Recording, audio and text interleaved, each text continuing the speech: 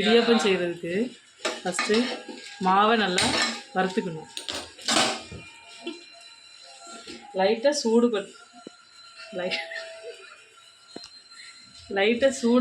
சூடானால் போதும்.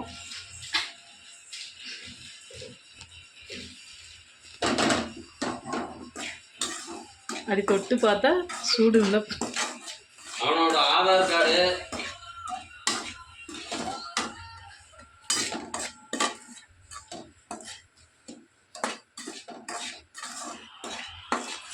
நன்றாக வறுக்கவும். இது தொட்டால் சூடாயிடுச்சு. அப்போ இது போதும். அதுக்கப்புறம் சுடுதண்ணி பற்ற வச்சுக்கணும். ஒரு பக்கம்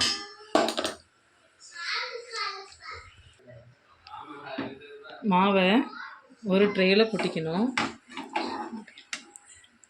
பவுலில் கொட்டிக்கணும்.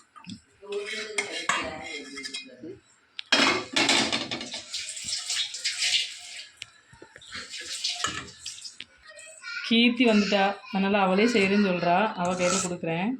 நான் கீர்த்திமா கிண்டுங்க. இதில் சுடுதண்ணி ஊற்றி கிளறணும். நல்லா சுடுதண்ணி நல்லா கொதிக்கணும். கொதிக்க வச்சாதான் நல்லா சாஃப்டாக வரும் இடியாப்பம். அப்போ தான் வரன்னு வராமல் சாப்பிட முடியும்.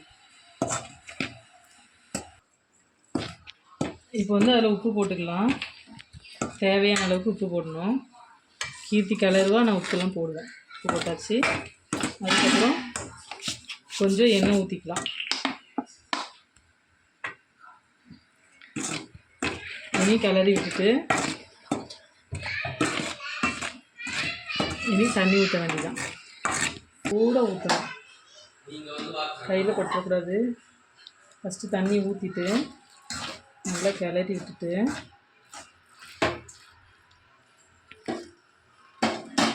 அதுக்கப்புறம் சூடு ஆறின பிறகு நம்ம கிண்டி விட்டுக்கலாம். கை வச்சு கிண்டிக்கலாம். அது வரைக்கும் கரண்டி வச்சு கிண்டி விட்டணும்.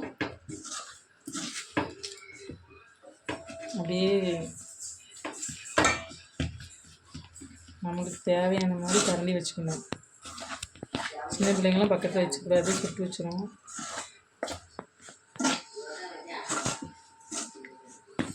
தண்ணி பற்றல, அதையும் தண்ணி ஊற்றுறேன்.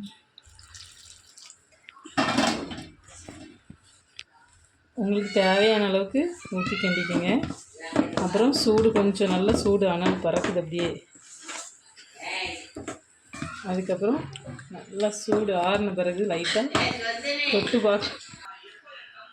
தொட்டு பார்த்தேன். சூடு கையில் பிசைகிற மாதிரி இருக்குது. அதனால் கையை வச்சு நல்லா பிசைஞ்சு விட்டுக்கணும்.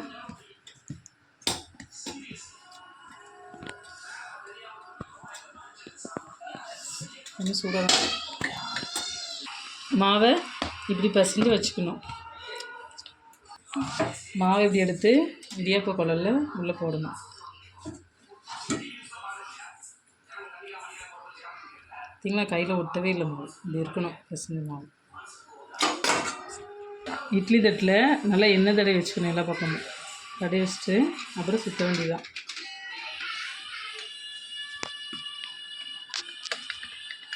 மாவு கொஞ்சம் கம்மியாக வச்சுட்டு முடியும். ரொம்ப நேரம் ஒவ்வொரு தட்டுக்கும் ஒன்று. என் பிள்ளை இப்படி தான் பக்கத்தில் இருந்து எடுத்து தின்னுட்டே இருக்கும் செய்யும்போது.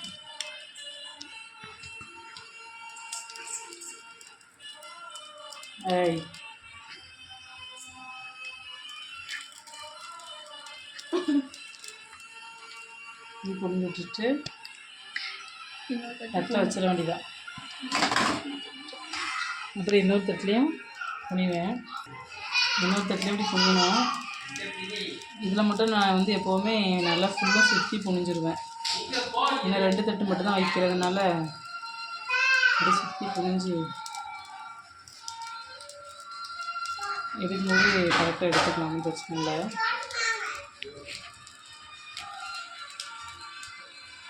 மேலே வச்சுட்டு மூடி போட்டு மூடிடுவேன். என்னோடய இட்லி பாத்திரம் ரொம்ப பெருசாக இருக்குது, அதனால் இந்த மாதிரி வச்சுக்குவேன். எங்கள் அத்தை சொன்ன டெக்னிக். ஸ்பீடில் வச்சுட்டு நல்லா தண்ணி கொதித்த உடனே அதுக்கப்புறம் சிம்மில் வச்சுக்கலாம். ஒரு 10 நிமிஷம் வேக விட்டோன்னா நல்லா வெந்துடும். இப்போ வெந்துட்டேன்னு பார்க்கலாம். இது வெந்துட்டான்னு பார்க்குறக்கு இது தொட்டு பார்த்தோன்னா நம்ம கையில் ஒட்டக்கூடாது. வெந்துடுச்சு. இனி அடுப்பை ஆஃப் பண்ணிவிட்டு எடுத்து வச்சுக்கலாம். தட்டிலேருந்து எடுத்தாச்சு. இனி க்ளோஸ் பண்ணி ஹாட் பாக்ஸில் வச்சுனா சூடாக இருக்கும்.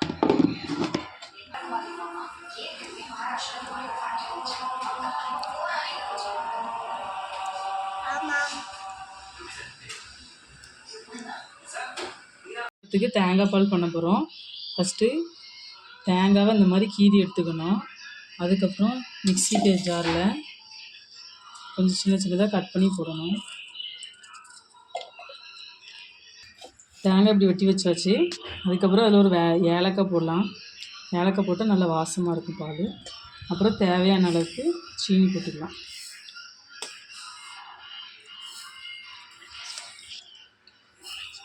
மூணு கரண்டி சீனி போட்டிருக்கேன். நாங்கள் 4 பேருக்கு சாப்பிட்ணும். அதனால் மிக்சியில் போட்டு நல்லா அரைச்சிக்கலாம். அதில் வச்சுட்டு அரைக்கும்போது நம்மளுக்கு தேவையான அளவு தண்ணி ஊற்றிக்கணும்.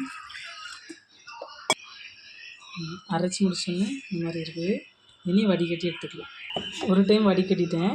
அதுக்கப்புறம் இன்னும் நல்லா பால் வெள்ளையாக தான் இருக்குது தேங்காய். அதனால் இன்னும் கொஞ்சம் தண்ணி ஊற்றி அதை அரைச்சிக்கலாம்.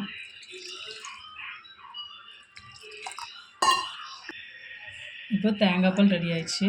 இனி சாப்பிட்றதுக்கு வச்சுக்கலாம். எதை பண்ண போகிறோம்?